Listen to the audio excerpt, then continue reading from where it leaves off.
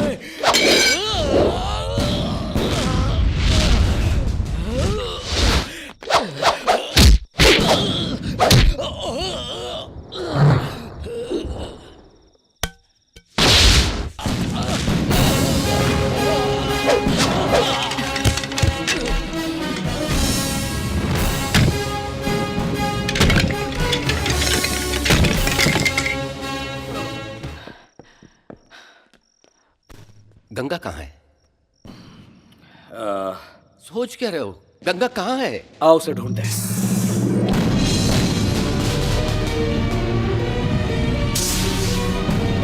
गंगा, गंगा, गंगा, गंगा। शंकर, वो देखो, गंगा, गंगा। मैंने कुछ नहीं किया सर, मैंने नहीं, उन्होंने किया जो कुछ किया।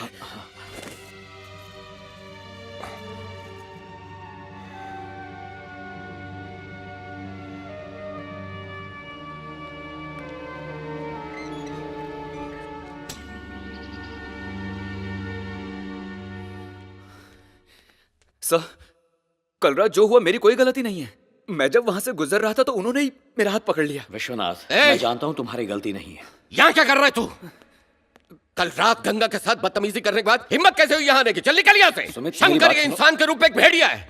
इसकी भोली सूरत पर भरोसा करके इसे घर में जगह देनी ही नहीं चाहिए थी। चल निकल यहाँ से। देखिए सर, यकीन कीजिए, मेरी कोई गलती नहीं। आप सबको गलतफहमी हो रही है। हमारी आंखों में धूल झोंकना चाहता है तेरी।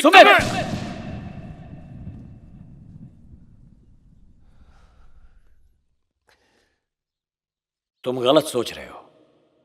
विश्वनाथ की इसमें कोई गलती नहीं है। क्या मतलब? गंगा ने इसे बुलाया। तुम मेरी गंगा पे इल्जाम लगा रहे हो? तुम जानते भी हो कि तुम क्या कह रहे हो? देखो, बस करो, खामोश हो जाओ। जो गंगा माँ की तरह पवित्र है, उस गंगा पे इतना घिनौना इल्जाम लगाया तुमने। ये तो इल्जाम लगाएगा ही ना, क्योंकि यही तो इसकी चाल थी। ये तुम्हारी गंगा पर गलत इल्जाम लगाकर इसे सही साबित करना चाहता है। देखिए मेरी बात बस सुनिए। शंकर, दरअसल बस। मैं तुम्हारी चाल अच्छी तरह समझ चुका सुमित। हूं। चुप हो जाओ। मेरे दिल में जो तुम्हारे लिए इज्जत थी वो आज खत्म हो गई। कौन सी इज्जत?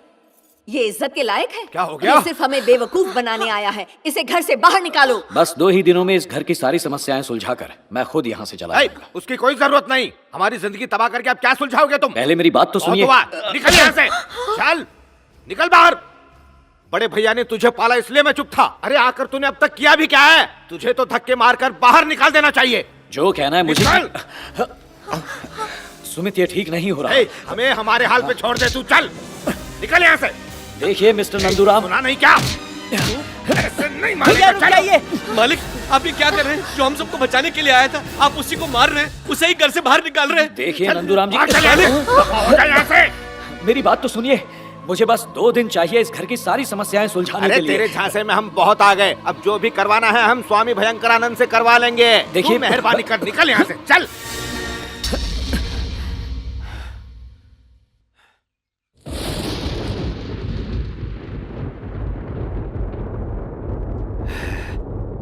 बहुत बड़ी गलती कर रहे हो। इतने महान इंसान को घर से बाहर निकालकर इसके लिए भुगतोगे तुम। स्वामी जी इसने अब तक हमारे साथ। खामोश हो जाओ और अपना मुंह बंद रखो। मुझे सब मालूम है। शंकर का इस घर में रहना मेरे रहने से भी ज्यादा अहमियत रखता है। खून पूछो। महान इंसान का खून गिरना नहीं चाहिए। अगर आज इस घर में सब लोग सही सलामत हैं तो वो मेरी पूजा से नहीं बल्कि इनकी बदौलत है। उस दिन जब इन्होंने मेरी पूजा में विघ्न डाला तो मुझे लगा ये सब बर्बाद करना चाहते हैं, पर इन्हें देखकर मुझे ये महसूस हुआ कि ये भी मेरी ही तरह उस साये को इस घर से दूर करना चाहते हैं। इनकी आंखों की चमक और चेहरे का तेज सब कुछ बयान कर रहा था। इसलिए मैंने इनसे मिलकर इन बातों को जानना चाहा कि ऊपर क्या हुआ था। इन्होंने जो कुछ भी बताया वो सुनकर मैं कांप गया। चंद्रमुखी ने कई बार सुमित पर हमला किया, पर शंकर की वजह से वो कामयाब नहीं हो पाई। ये कोई साधारण मनुष्य नहीं है। अमेरिका के सबसे बड़े मनोवैज्ञानिक के शिष्य हैं ये। इतना ही नहीं, अमेरिका के बड़े बड़े रहस्यों को सुलझाने वालों में इनका नाम बड़े शान से लिया जाता है। ऐसे महान इंसान को तुम घर से निकालना चाहते थे, वो भी बेइज्जत करके। अरे कितने बदकिस्मत हो तुम। धिक्कार है तुम पर। आचार्य जी, मुझे बोलने दो। गंगा पर इल्जाम लगाने की वजह से आप सब इन्हें घर से बाहर निकाल रहे थे, पर क्या आप लोगों को इस बात का अंदाजा है कि उसी गंगा की जान बचाने के लिए खुद की जान दांव पे लगा दी? पता है, अगर गंगा को बचाना है तो शंकर को मरना होगा। यही विधि का विधान है। मैं जानता हूं तुम्हें यकीन नहीं होगा। शंकर, जो तुमने मुझे बताया वो सब इनको भी बताओ। जी। मुझसे कितनी बड़ी गलती हो गई। जो दूसरों की जान बचाना चाहता था मैं उसी की जान लेना चाहती थी। जो मैं बताने जा रहा हूं उसे सुनकर आपका दिल दहल जाएगा। यहां जो भी हो रहा है उसकी वजह ना तो दुर्गा है और ना ही घर के बाहर का कोई इंसान। चंद्रमुखी के वश में जो है वो कोई और नहीं, तुम्हारी गंगा है। जब तुमने मुझे फोन करके यहां बुलाया था तो ये बताया था कि इस घर की सारी परेशानियों की वजह दुर्गा है, लेकिन दुर्गा से मिलके मुझे यकीन हो गया कि इसमें उसका कोई हाथ नहीं है। उस दिन जब रात को करीब 12 बजे के बाद मैंने चंद्रमुखी के कमरे से घुंघरू पहनकर नाचने की आवाजें सुनी, तब मैं वहां गया, पर मेरे जाते ही आवाजें बंद हो गई। मैंने ये जानने की बहुत कोशिश की कि आखिर ये सब हो क्या रहा है।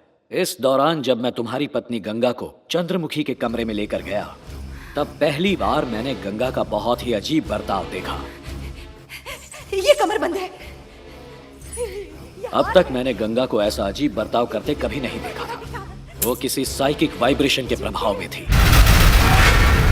और उसी वक्त मैं समझ गया था कि चंद्रमुखी के वश में कोई और नहीं, गंगा ही है। अपने अंदाजे को यकीन में बदलने के लिए मैंने गंगा को चंद्रमुखी का घुंघरू दिखाते हुए झूठ कहा कि वो घुंघरू चंद्रमुखी का नहीं बल्कि किसी और का है। मेरा यकीन मानो, ये घुंघरू चंद्रमुखी का नहीं है। उस वक्त मैंने गंगा को चंद्रमुखी के रूप में तब्दील होते हुए दिखा। गंगा, तुम इस बारे में कुछ नहीं जानती। जानती हूँ, जानती हूँ, जानती हूँ, जानती हूँ, जानती हूँ। अरे अरे, शांत हो जाओ, रिलैक्स रिलैक्स। इतनी नाराज क्यों हो रही हो? हाँ सुमित, गंगा चंद्रमुखी में बदल जाती है। यही है उसकी दिमागी बीमारी। 26 साल की ये लड़की 60 साल की एक बूढ़ी औरत की तरह बोलती है, ठीक वैसे ही जैसे एक 5 साल का बच्चा अपने दादा की नकल करता है। मेडिकल लैंग्वेज में हम इसे कहते हैं स्प्लिट पर्सनैलिटी, यानी एक ही शख्स में कोई दूसरी शख्सियत भी रहती है, अ पोजेशन स्टेट।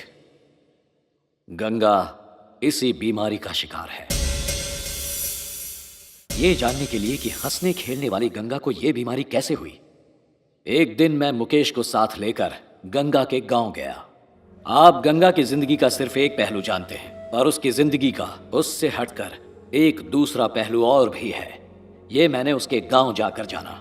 गंगा के पिताजी ने अपनी बिरादरी से बाहर किसी लड़की से शादी कर ली थी। इस वजह से उनकी बिरादरी वालों ने उन्हें गांव से बाहर निकाल दिया था। यहाँ तक कि जब गंगा के पिता की मौत हुई तब गांव वालों ने उनका अंतिम संस्कार करने से भी मना कर दिया था। ये बेइज्जती उसका पहला सदमा था, उसका पहला साइकिक डिसऑर्डर।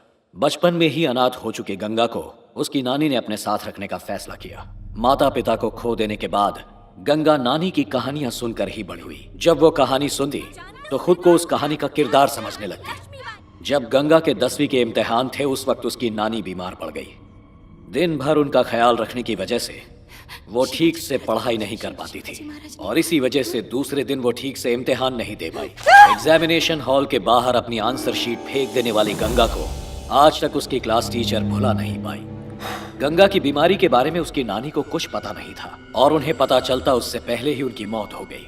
नानी की मौत के बाद गंगा ने अकेलेपन से जूझने के लिए मौज मस्ती का रास्ता अपना लिया और जब माँ ने उसे विंध्यपुरम हवेली और उससे जुड़े इतिहास के बारे में बताया तभी से उसने इस हवेली को खरीदने की रट लगाई। हवेली में आने के बाद गंगा अपनी बेकरारी को रोक नहीं पाई और वो चंद्रमुखी के कमरे में पहुंच गई। वहीं पर गंगा ने पहली बार चंद्रमुखी को देखा। धीरे धीरे वो चंद्रमुखी का रूप लेने लगी। चंद्रमुखी की तरह खड़े रहना, चंद्रमुखी की अदाओं में नाचना। चंद्रमुखी गंगा पर हावी हो चुकी थी। चंद्रमुखी और गंगा एक हो चुके थे। इतना कुछ होने के बाद भी मुझे आज तक पता नहीं चला। चंद्रमुखी में बदलने वाली गंगा को तुम्हारे सोने और जागने के बारे में सब कुछ पता है और अब विश्वनाथ पर गलत इल्जाम लगाने वाली तुम्हारी गंगा ही है।